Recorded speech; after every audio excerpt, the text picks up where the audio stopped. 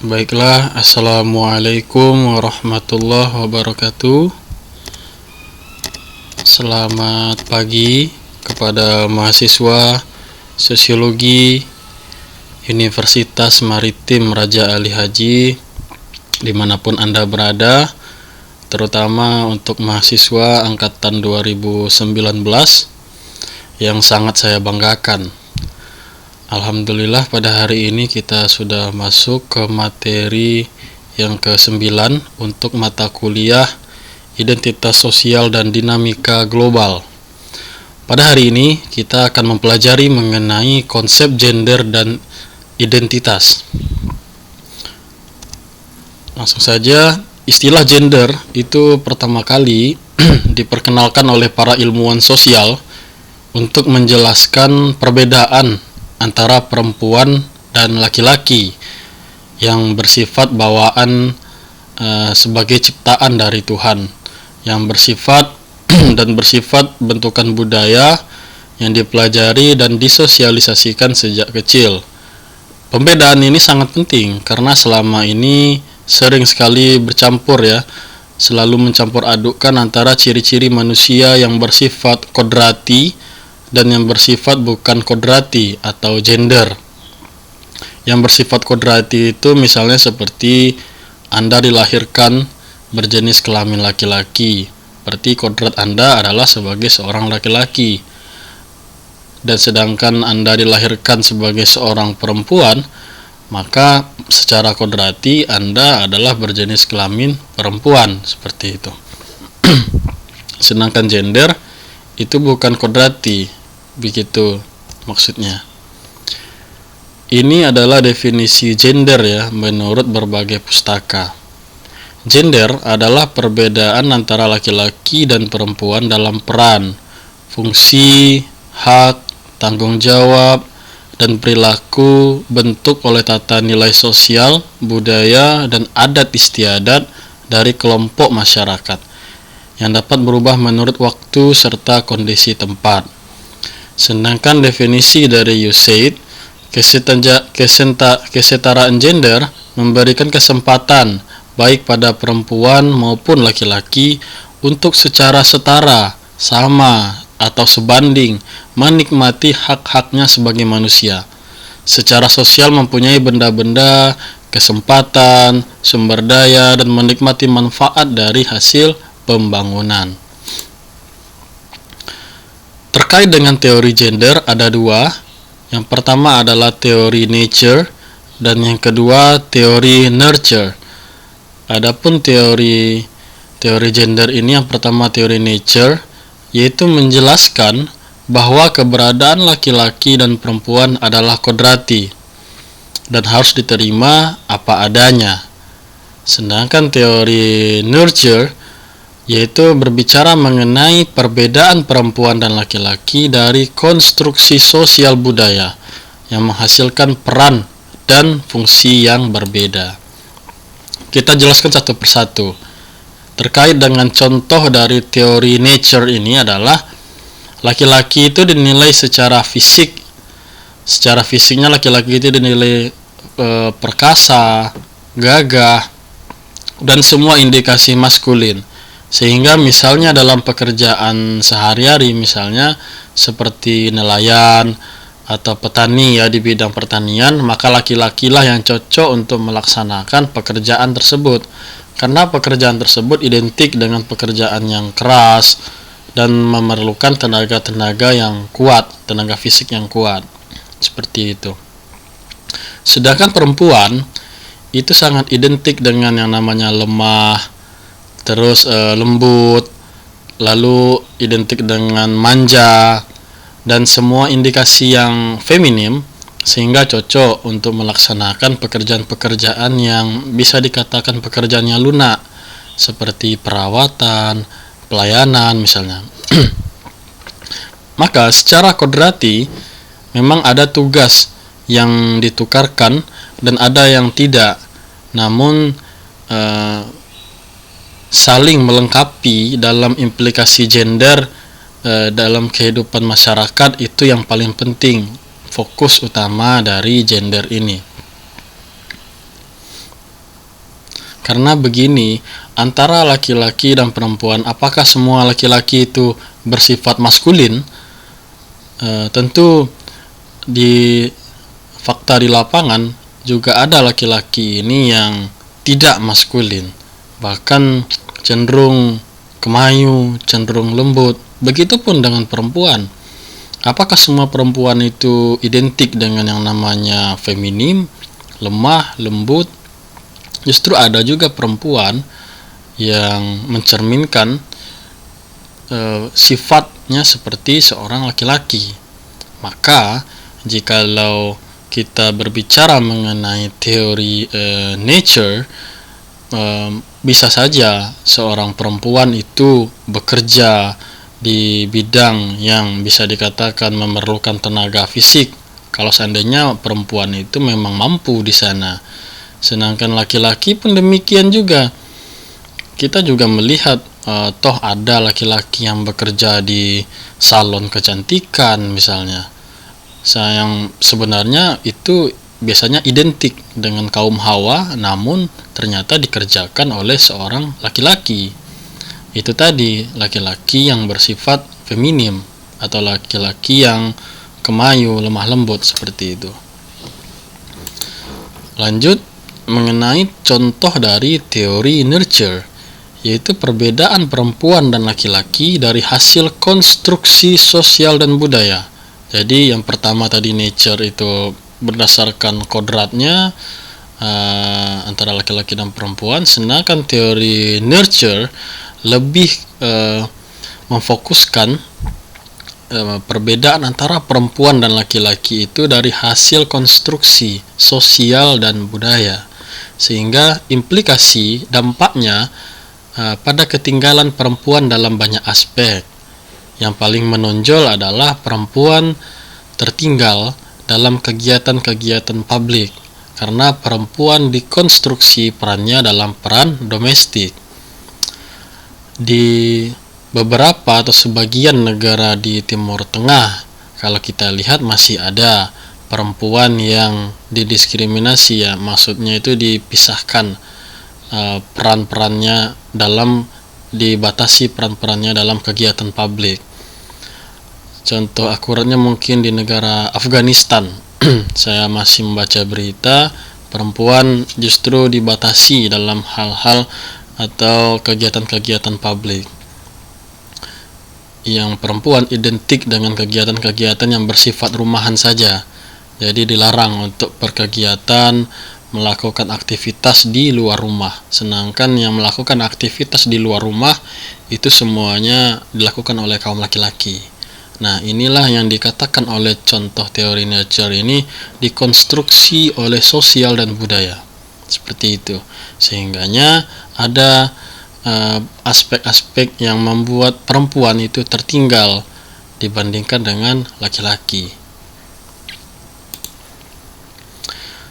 Lalu kita akan mempelajari mengenai proses pembangunan dan perubahan sosial membuat posisi dan peran perempuan itu tidak setara, terdiskriminasi, terpinggirkan dibandingkan dengan posisi laki-laki. Yang pertama, kesempatan mendapatkan pendidikan. Ya, masih ada di beberapa wilayah yang masih mendiskriminasi antara laki-laki dengan perempuan.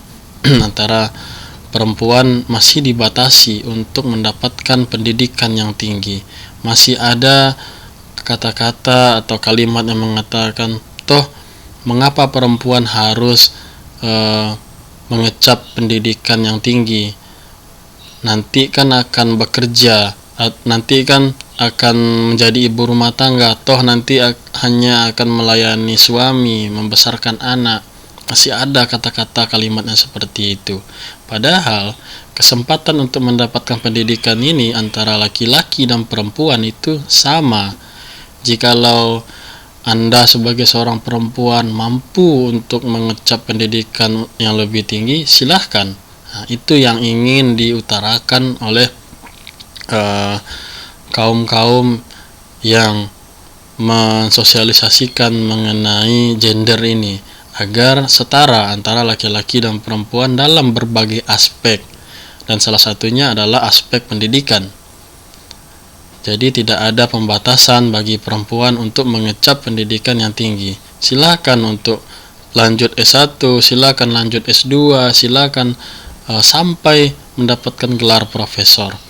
Dan alhamdulillah kalau kita lihat di negara kita di Indonesia, hampir semua bidang itu sudah pernah ada posisinya dipimpin oleh perempuan. Di negara kita terutama presidennya sudah ada yang perempuan, menteri sudah banyak yang perempuan. Apalagi dalam bidang pendidikan, saya rasa profesor atau guru besar sudah banyak dari perempuan. Dosen di perguruan tinggi baik negeri maupun perguruan tinggi swasta banyak yang perempuan. Jadi kalau berbicara mengenai kesetaraan gender ya dalam dunia pendidikan, dalam dunia politik, dalam bidang bisnis ekonomi, saya rasa perempuan juga sudah banyak. Anda sudah melihat ya bagaimana pengusaha-pengusaha besar, seorang perempuan juga banyak.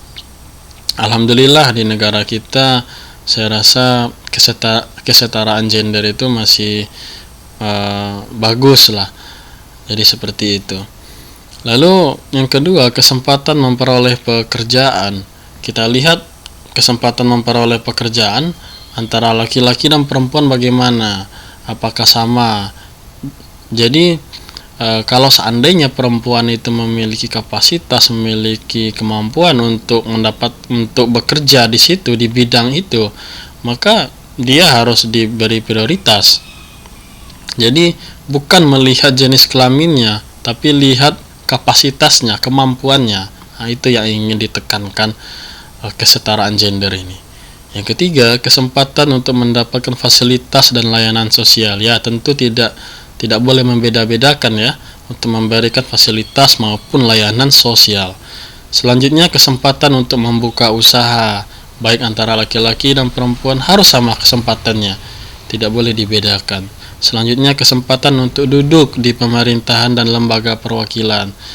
Ya, kalau seandainya perempuan ingin ikut mencalonkan diri menjadi calon legislatif misalnya untuk menjadi anggota dewan baik tingkat daerah maupun tingkat pusat, silakan. Jadi tidak dibatasi. Dan yang terakhir, peraturan hukum dan kebijakan yang diskriminatif terhadap perempuan. Nah, ini kalau dapat tidak boleh ada ya diskriminatif terhadap perempuan dalam bidang peraturan hukum dan kebijakan. Lalu faktor yang menyebabkan segala bentuk ketidakadilan atau ketidaksetaraan serta diskriminasi terhadap perempuan antara lain disebabkan. Yang pertama, budaya patriarki yang kuat. Ya, budaya patriarki yang kuat ini menyatakan bahwa laki-laki itu berada setingkat atau beberapa tingkat lebih tinggi dibandingkan kaum perempuan. Nah, budaya patriarki ini melihat bahwa perempuan itu tak ubahnya seperti pelayan, seperti itu. Nah, ini yang harus budaya seperti ini yang sangat menghambat sebenarnya bagaimana kesetaraan gender itu diterapkan.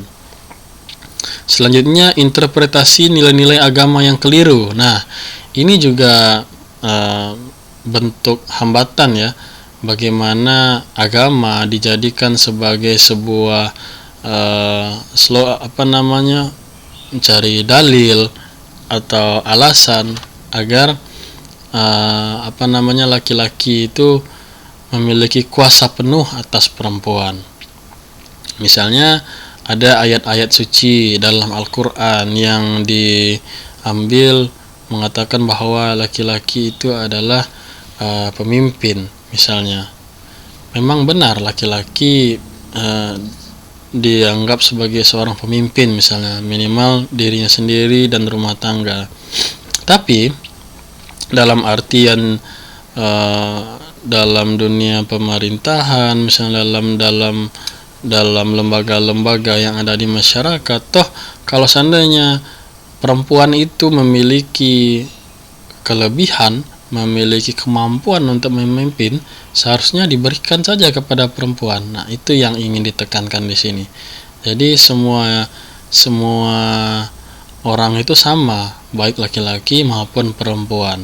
Jadi jangan diplesetkan ajaran-ajaran agama, terutama agama Islam ya, atau agama-agama yang lain, baik itu agama Kristen, Hindu, Buddha, sama semua. Kalau laki-laki dan perempuan itu setara, seperti itu. Selanjutnya, kebijakan pembangunan dan kebijakan negara yang tidak berpihak dan tidak sensitif kepada perempuan.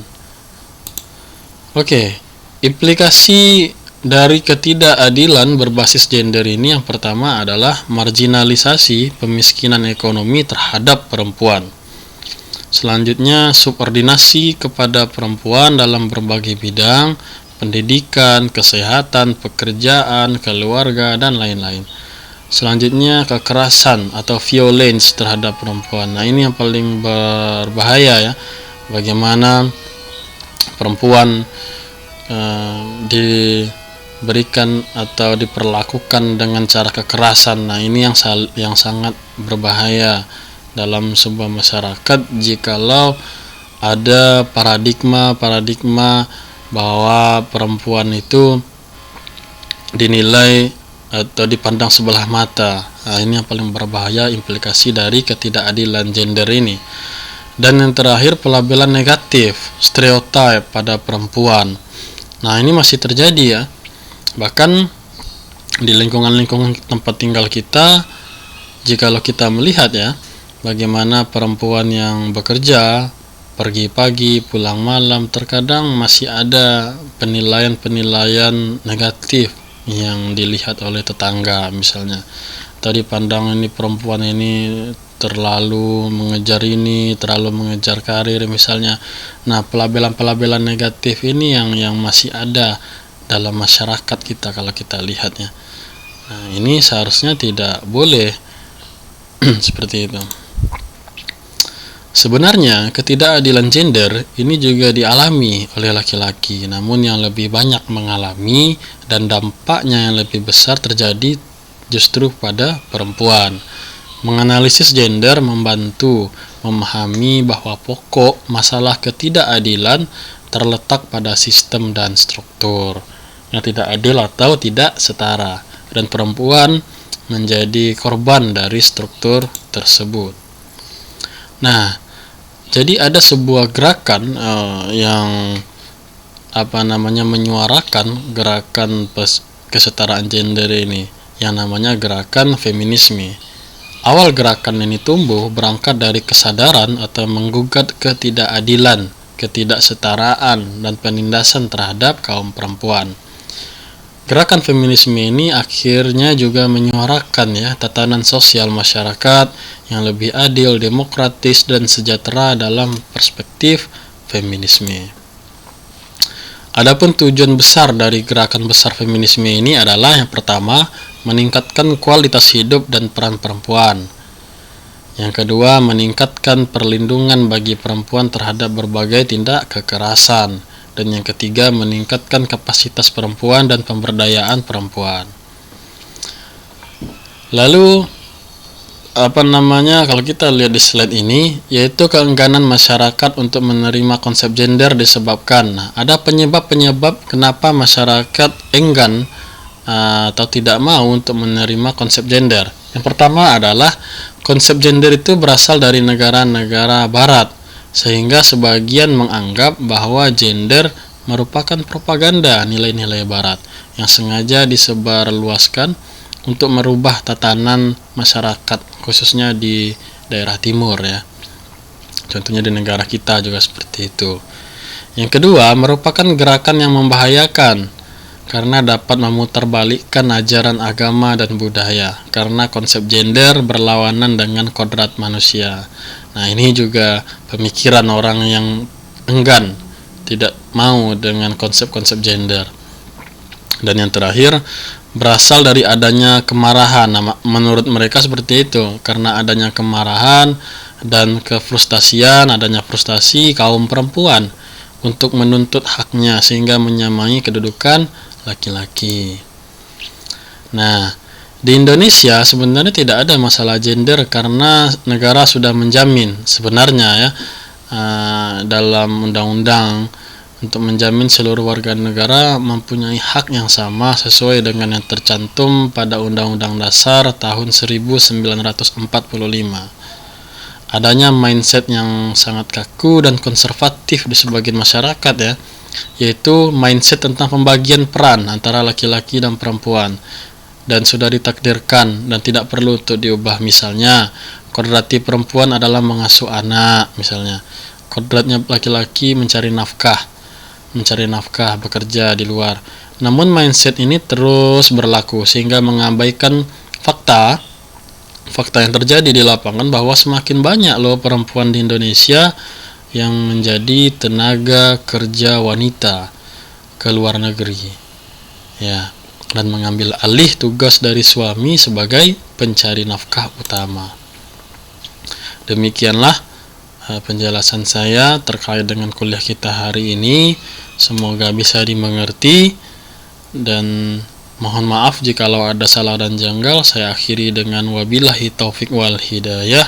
Assalamualaikum warahmatullahi wabarakatuh.